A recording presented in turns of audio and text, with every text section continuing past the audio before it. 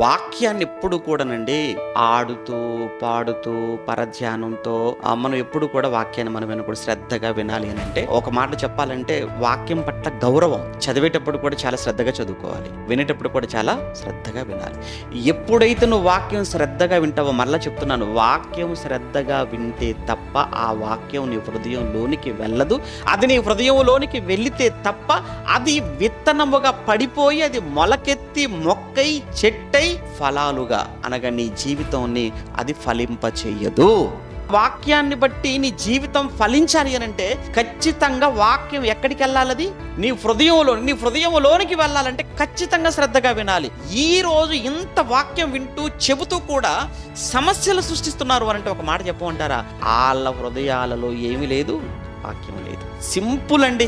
even రేపు పొద్దున నేనైనా, ఏవండి నేను వచ్చానండి నాకు కుర్చీ వేయలేదని అన్నారనుకో, ఏవండి నేను కనపడ్డానండి నాకు